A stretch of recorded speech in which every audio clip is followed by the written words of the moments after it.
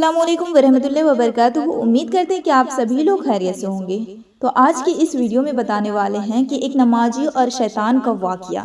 तो इस वाक़ियों को आप गौर से सुनें और इससे कुछ सीखने की कोशिश करें, क्योंकि इस वीडियो से ना आपको बहुत कुछ सीखने को मिलेगा।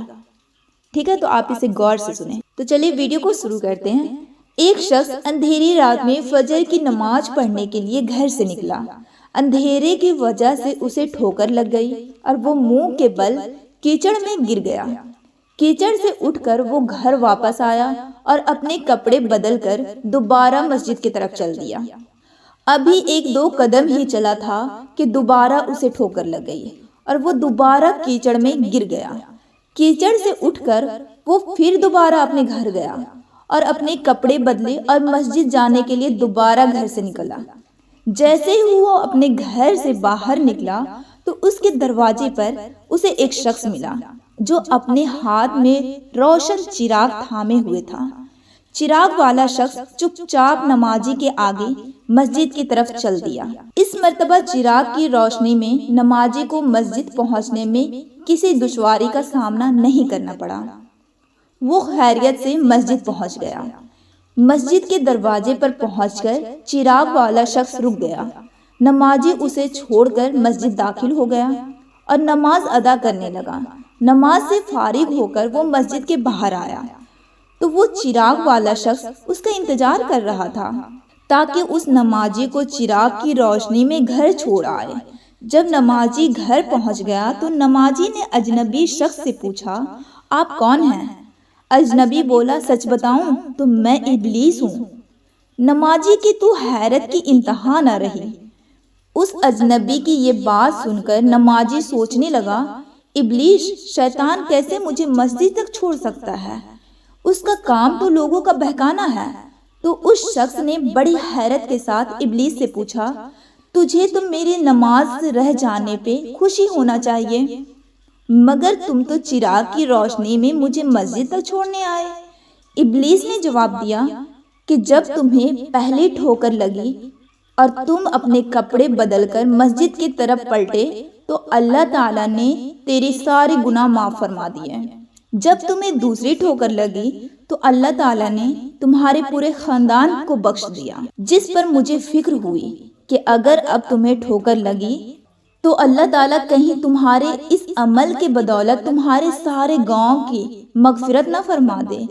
इसलिए मैं चिराग लेकर आया हूँ कि तुम बगैर गिरे मस्जिद तक पहुँच जाओ। उस शख्स ने जैसे ही ये बात सुनी तो उसने अल्लाह ताला की बारगाह में अपना सर झुकाकर अल्लाह का शुक्र अदा किया। तो देखें, ये होती है हमारे रब की शान। सुभान अल्लाह। अगर हमारे साथ ये वाक़या होता ना तो हमारे पास एक बहाना आ जाता कि अंधेरा बहुत है, हम कीचड़ में गिर जा रहे हैं, तो छोड़ो आज नमाज नहीं पढ़ते हैं, कल नमाज पढ़ेंगे, या हम नमाज घर में पढ़ लेते हैं। लेकिन नहीं, उस इंसान ने अपने 3 बार कपड़े बदले, उसके बाद दोबारा मस्जिद की तरफ गए। तो शैतान भी सोचने लगा कि अगर ये ऐसा करते रहा तो पूरा सारे गांव का गुनाह माफ़ हो जाएगा, जो शैतान कभी नहीं चाहता है। लेकिन हमारे पास अगर मस्जिद दूर में है या बारिश हो रही है तो हम नमाज छोड़ देते हैं या हम नमाज घर पे पढ़ लेते हैं, क्योंकि हमारे अंदर वो जज्बा नहीं है कि हमें नमाज पढ़ना है, मस्जिद में जाकर नमाज पढ़ना है, चाहे जो हो जाए, चाहे हमें कितनी बार कपड़े तब्दील क्यों ना करना पड़े। लेकिन हमें ऐसा लगता है कि हम घर में पढ़ लें या हम नहीं पढ़ते हैं। अगर हम कहीं सफ़र में जाते हैं तो हम नमाज छोड़ देते हैं। लेकिन नमाज कभी भी माफ़ नहीं है। आप जहाँ भी जा रहे हैं, आप अगर बीमार भी हैं ना तो आपको नमाज नहीं छोड़ना है। लेकिन हम एक बहाने 2 बहाने ढूंढ लेते हैं और हम नमाज कज़ा कर देते हैं। तो बिल्कुल भी ऐसा ना करें। अगर आप नमाज स्टार्ट कर दिए हैं, आप नमाज पढ़ना शुरू कर दिए हैं, आप अल्लाह ताला की तरफ लौट आए हैं, तो आप नमाज बिल्कुल भी मिस ना करें, चाहे जो हो जाए। अगर आप लड़के हैं तो मस्जिद जाकर नमाज पढ़ें, अगर आप लड़कियाँ हैं तो वक्त पे नमाज पढ़ें। बस यही है। अल्लाह ताला को राज़ी करने के लिए जो करना पड़े वो करें।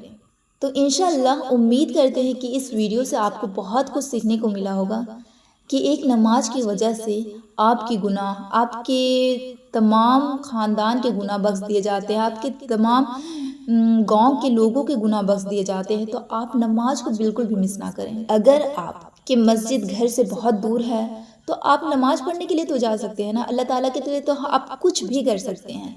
तो इंशाअल्लाह इस वीडियो से आपको बहुत कुछ सीखने को मिला होगा। इंशाअल्लाह आप इस पे अमल भी करेंगे। तो चलिए मिलते हैं नेक्स्ट वीडियो में। अस्सलाम वालेकुम वरहमतुल्लाहि वबरकातुहू।